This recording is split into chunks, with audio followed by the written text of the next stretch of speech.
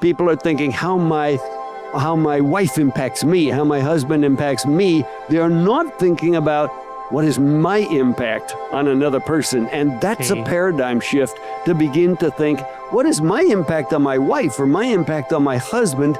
Not only how they impact me and that person needs to change. No, I need to change. We need to change because God is the ultimate battery that fuels everybody.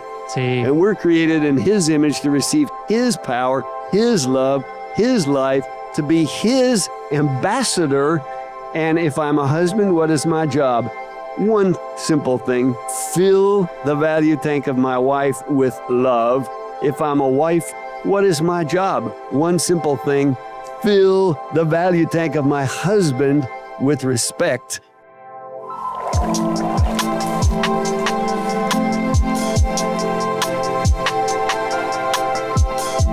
Hola a todos, ¿cómo están? Esperamos que estén bien. En esta oportunidad tenemos con nosotros al pastor Craig Hill.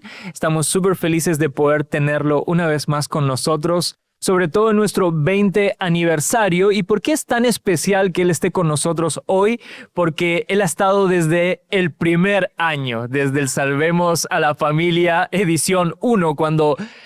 para los que no saben, cuando ni siquiera se llamaba Salvemos a la Familia todavía, sino que se llamaba Familias de Éxito.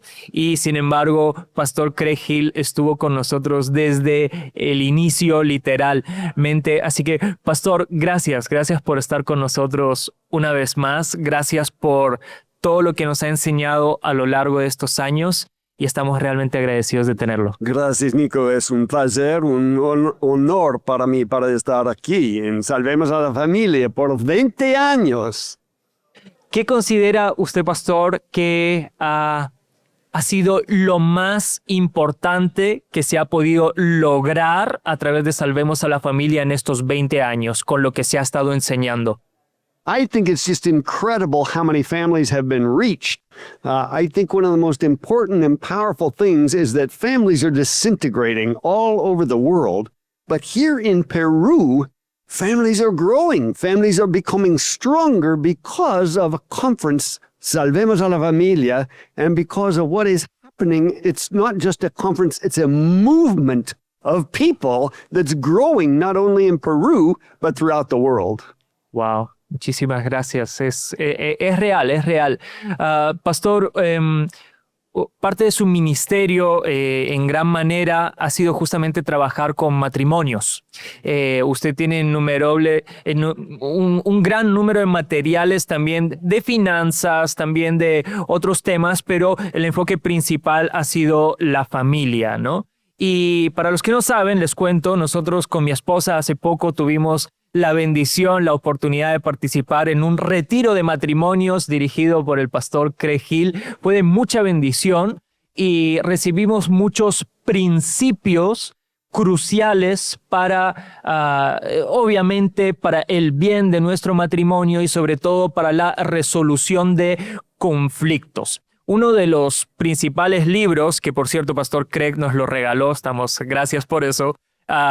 Uno de los principales libros que Pastor Craig escribió se llama 2 pulgas y ningún perro. ¿Nos puede explicar, Pastor, por qué este título y cuál es el principio que hay detrás de él? Well, many years ago when I was ministering to single people, I said many single people before they get married are like a flea. And a flea is a parasite.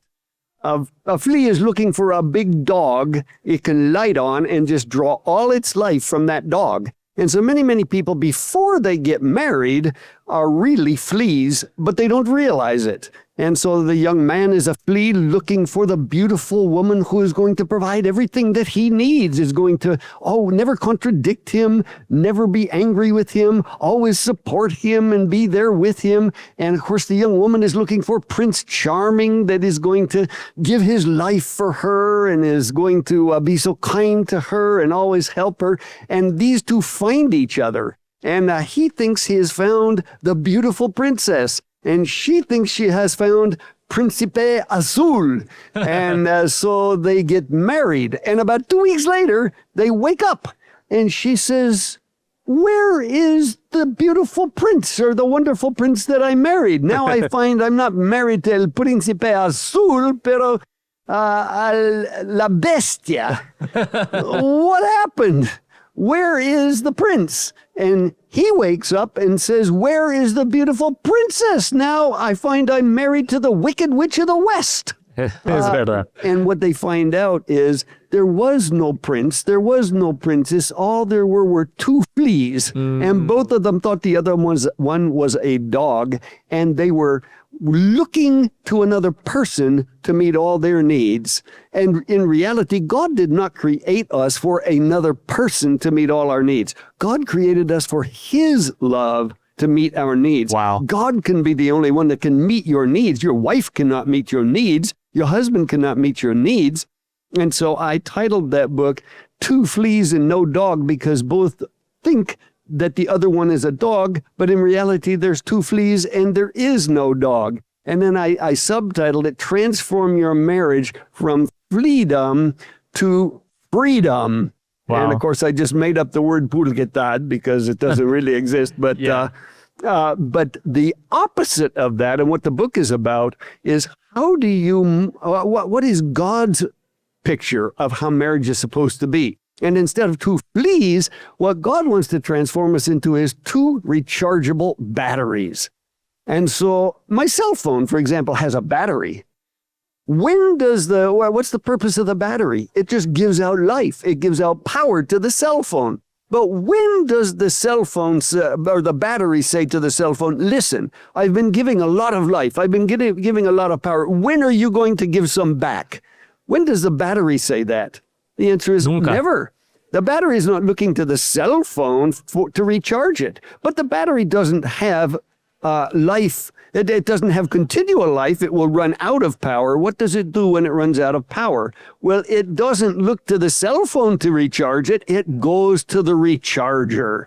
And it receives power from the recharger so that it can again give to the cell phone.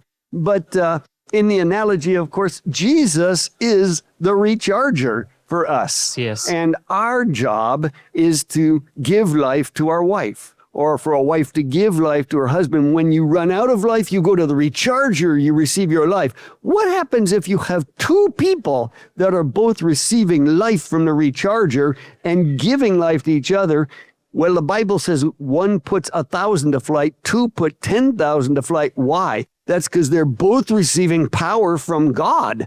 But if they're both looking to each other, unfortunately, what many people don't realize is marriage is not additive. Meaning, if we have one man and one woman, we add them together, you get two? No. Marriage is multiplicative. 1 times 1 equals 1. Yeah. But what happens if you have a person that's very wounded, very damaged, that really is not an integer, is not whole, is only a half? Well, what happens if a half marries a half? A half times a half is a quarter, not a half plus a half equals 1. And people don't realize that whatever you bring into marriage will multiply. So you want to not be a flea, you want to come into marriage like a battery. But many people don't realize that till long after they're married. And so then they have to take steps. God, how do I deal with my own heart to stop having all these expectations of my wife, all these expectations of my husband to meet my needs, and instead transfer those expectations to God so that I can become a rechargeable battery instead of a flea? Wow. Sí, realmente cambia el panorama del matrimonio y cómo nos relacionamos dentro del matrimonio. Algo que a nosotros se nos quedó muy grabado y que es algo que tenemos súper presente hasta el día de hoy del retiro que tuvimos. Usted nos dijo, pastor, de que el esposo es el único ungido de parte de Dios para llenar el depósito de valor de su esposa y que la esposa es la única ungida de parte de Dios para llenar el depósito de valor de su esposo. Entonces, hablando un poco de recargar el tanque de valor en el matrimonio, ¿nos puede hablar un poquito más de eso? Porque fue increíble. Well, I discovered that every person has a fuel tank. just like your car has a fuel tank. But we don't run on gasoline. Humans don't run on gasoline. As you alluded to, we run on the feeling of being valuable. Every human being wants to feel valuable. So when somebody compliments me or is kind to me or treats me with value, my emotions go up. If somebody treats me like dirt, hurts me, my emotions go down. And so every person has a fuel tank. Your wife has a fuel tank. Or if you're a woman, your husband has a fuel tank. And what God showed me is, I just have one job: fill the fuel tank of my wife. And the job of a wife is to fill the fuel tank of her husband. Well, what fuel do we use? Well, at first when I realized that, I thought, oh, that's good. My job is to just fill my wife's fuel tank. So what did I do? I filled her tank with the fuel I use. The problem is, it's like two different fuels in a car. What happens if one car uses diesel, the other car uses gasoline, and you fill the gasoline car with diesel fuel? What happens? You destroy that motor. And so I found the fuel I use does not work to fill the tank of my wife. So what fuel do wives and husbands use? Well, fortunately, Paul tells us in Ephesians chapter 5, verse 33, where he says, "Husbands, see to it that you love your wife as yourself, and wives, see to it that you respect your husband." I thought, well, why didn't he just tell them both to love each other? And the answer is because he's identifying two different types of fuel that fill the value tank of each person. So what fills the value tank of a wife? Love. What fills the value tank of a husband? Respect. I thought, oh, good, now I understand. I fill my wife's tank with love, and her goal is to fill my tank with respect. But then I ran into the next problem. I discovered I had no idea what love means to women, and especially to my wife uniquely. So what does love mean? So I had to ask her, and I was doing a lot of marriage counseling. And so I took opportunity to ask women, various wives, what does love mean to you? What would make you feel loved and valued? And women told me three basic things. I want my husband, first of all, to make me high priority in his life. Now, if he's a Christian, we're Christians, I want Jesus to be number one in my husband's life. But right after Jesus, I want to be number one, ahead of his money, ahead of his job, his career, his ministry, his sports, his friends, all the other activities. I want to be number one. And then secondly, women told me, I want my husband to care about my feelings, my opinions, my thoughts. But many women told me, my husband treats me as though my emotions or my feelings don't count. He invalidates my emotions. He tells me, oh, it's just hormones, or you're over-emotional, or it's not that big a deal. And when he does that, he drains my value tank, makes me feel worthless. And then thirdly, wives told me, when my husband makes a mistake and he hurts me, I don't need him to fix it. I don't need him to give me a long explanation why he did what he did. I just need him to acknowledge that he hurt me, take responsibility for it, and ask forgiveness. And so I found that's what love actually means to most wives. Three things. You make her high priority. You ask her questions about her life, her thoughts, her feelings, her emotions. And when she tells you, you accept her, not reject her. And then thirdly, when she tells you that you hurt her, take responsibility for your impact. It doesn't matter whether you intended it or didn't intend it. Take responsibility for wounding her and ask forgiveness. And then on the other side, I had a better understanding of what respect means for men because I'm a man, but I asked many men also, and I discovered this. Respect for most men, the very first thing we desperately want from our wives is acceptance. Acceptance. And the opposite of acceptance is rejection. And what hurt me more than anything else was was when my wife Jan would send me a message, "You're displeasing. I don't, you need to change this. You need to change that. You're doing this wrong. You're doing that wrong. You need to change this other thing." It made me just feel like a failure as a man, failure as a Christian, failure as a husband, as a father. And that was the most painful thing for me, was that rejection. What I was looking for was acceptance. Would it be enough for me to just be me, or do I have no value unless I change into the image that you have for me?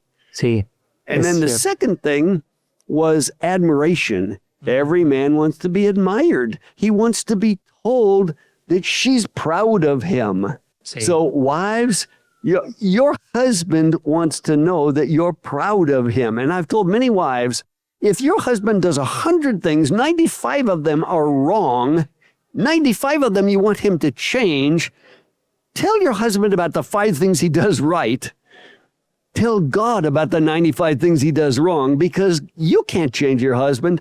God can change your husband. The 95 you tell God, that's called intercession. That actually changes the heart of a man. You telling him all the things wrong and trying to change him won't change him at all. And the third thing that I've found that respect means to most men is appreciation or gratefulness. Many men have a hard time at work. Maybe they have a very unpleasant boss who is making them do all kinds of terrible things. It's not easy at work, or maybe they're in customer service. They spend all day being yelled at by unhappy customers. And then they come home, and what would they like to hear? One word that maybe they never heard all day. Thank you. Thank you. Thank you for what? Thank you for working. Thank you for having a job. Thank you for being a faithful man. Thank you for loving God. Thank you for watching this podcast with me. Whatever he's doing right. And so the thing that fills a man's value tank is respect, which means 3 things, very simple things. Number 1, acceptance. Number 2, admiration. Number 3, appreciation. And so if a wife realizes that's my goal, is to fill my husband's value tank with respect, that is what causes her not to be a flea, but to be a battery. And let me just say one more thing I've discovered, and that is, most of the time we only go through life thinking about how other people impact me. People are thinking how my wife impacts me, how my husband impacts me. They are not thinking about what is my impact on another person. And that's a paradigm shift, to begin to think, what is my impact on my wife or my impact on my husband? Not only how they impact me and that person needs to change. No, I need to change. Sí, totalmente. Y muchas veces ese es el principal error, que nos enfocamos tanto en lo que esperamos de la otra persona que no nos damos cuenta de que nosotros tenemos un rol primero de dar a la relación, al matrimonio, antes que recibir. Porque además también es la propuesta de Dios para la vida. O sea, vivir una vida de entrega, y hay más bendición en dar que en recibir, ¿no? Gracias, pastor, por eso. Algo más que me acuerdo que también fue crucial y muchas veces, para que esto justamente que usted dice se pueda dar, es los niveles de comunicación.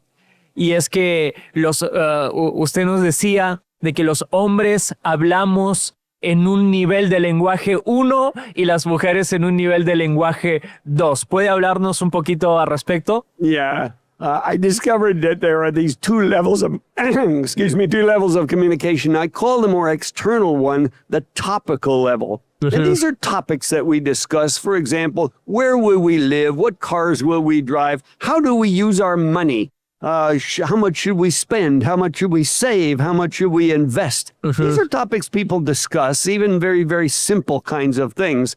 Who pays bills? Who cooks food? Who takes out trash? Division of labor in the house, these kinds of things. These are all topics we can discuss, and people argue and go round and round and round. I'll tell you, money is one of the biggest issues people argue about. But underneath is a whole nother layer of communication most people are completely blind to. And I call this level 2 communication or relational communication. And these are messages we send to one another about value in the realm of identity. So that means I can send my wife a message, I love you, you're very, very valuable, you're very important to me, your opinions are important, your thoughts are important, you're worth spending time with. Or I can send her the opposite message, I don't love you. You mean nothing to me. Your thoughts are stupid. Your emotions are ridiculous. I don't care about you. You mean nothing to me. The problem is, if I don't realize I'm sending that message, the enemy can use me to send that message which deeply wounds my wife.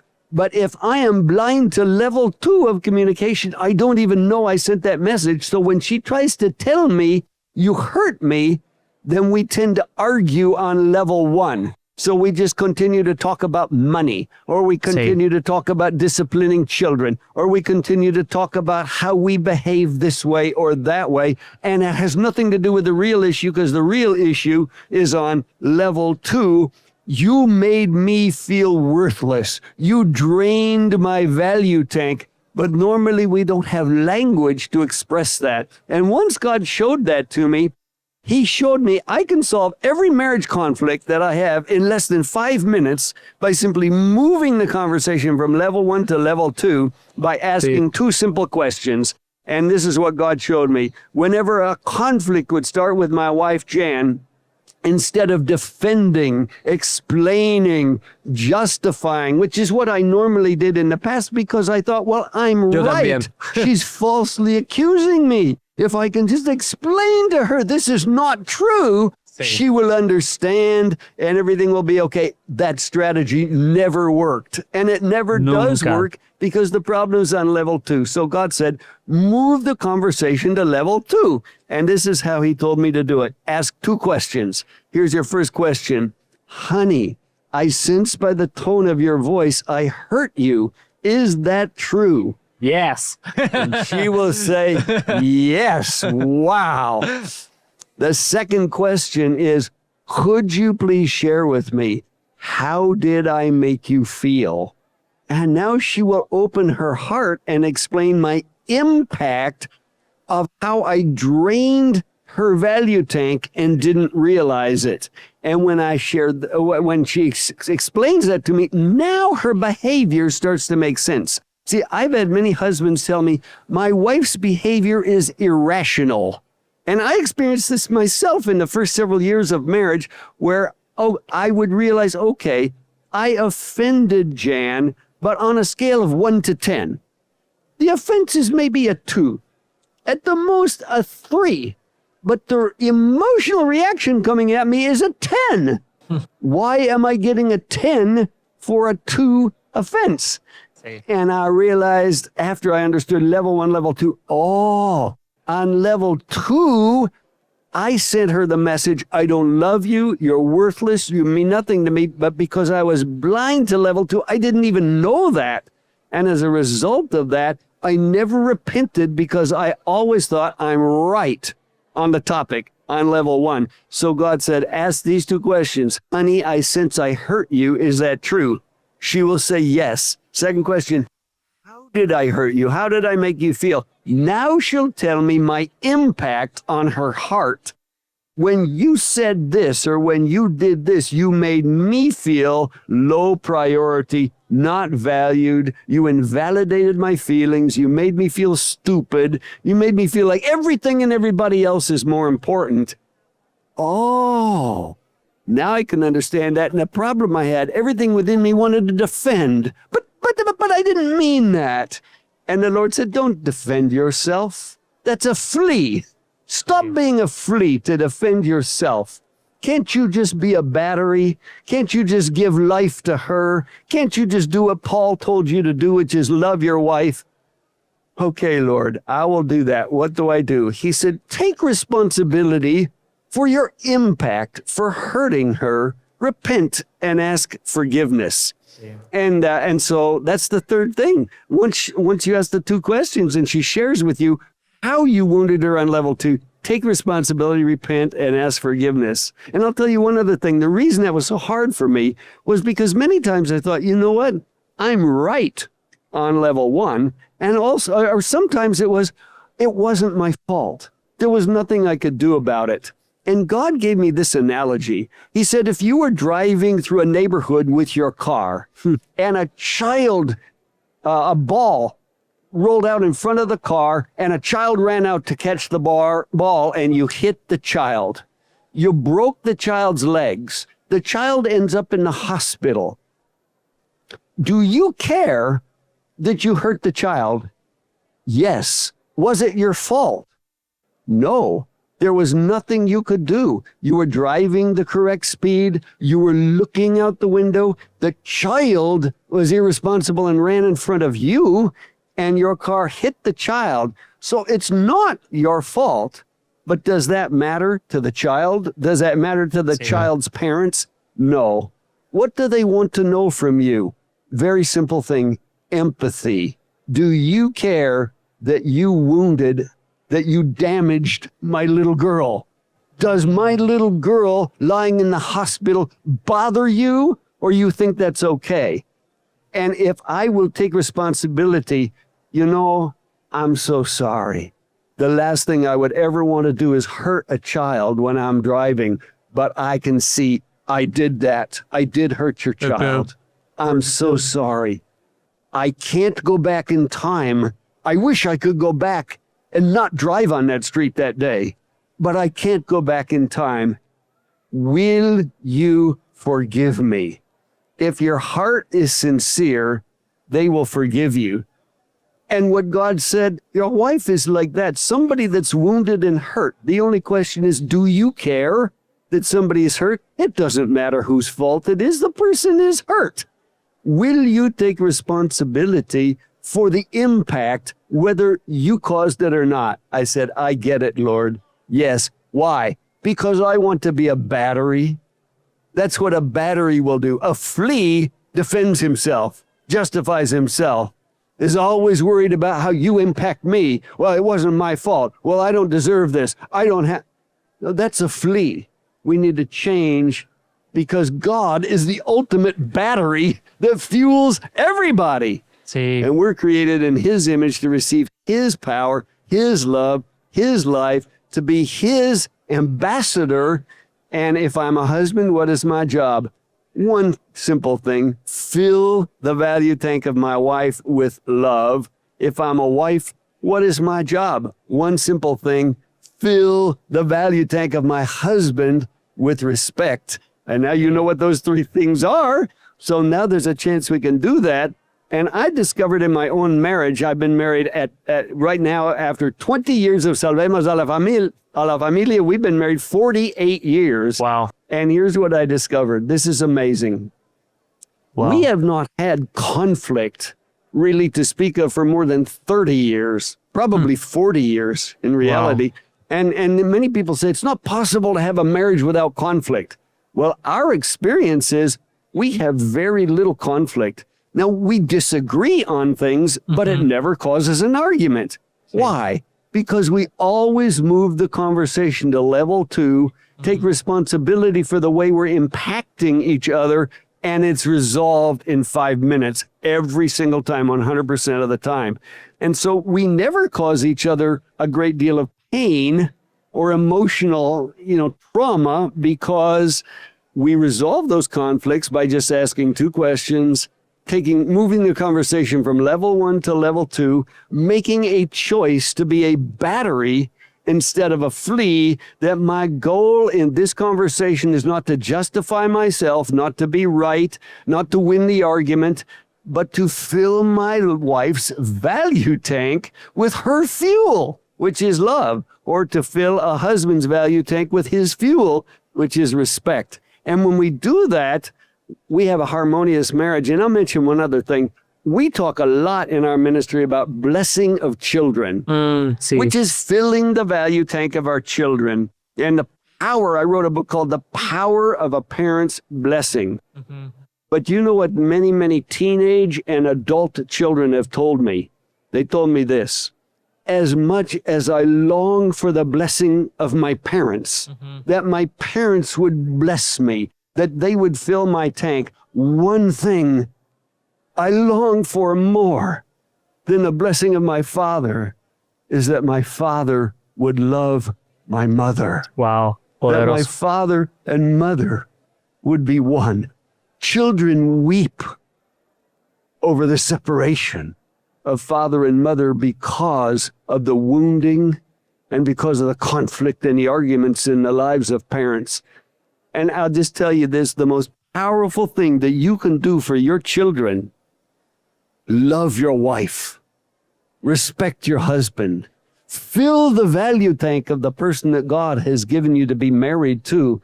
Become a battery, rechargeable battery, receiving your power from God and giving life to your husband, giving life to your wife. If you do that, that's the greatest blessing you can ever give to your children. Gracias, pastor. Definitivamente nos abre un panorama grande e importante. Y más que abrirlo, nos ayuda a ver lo que muchas veces no vemos y poder aterrizarlo de una forma muy práctica en el día a día para que la relación de nuestro matrimonio pueda permanecer unida y siempre podamos abogar por la conexión y no darle lugar al diablo, como decía el apóstol Pablo, para que se produzca esa brecha en el matrimonio. Gracias, pastor. Gracias por este tiempo. Gracias por habernos acompañado todo este tiempo y gracias por estos consejos. Gracias, Nicolás. Es un placer para estar aquí en este podcast.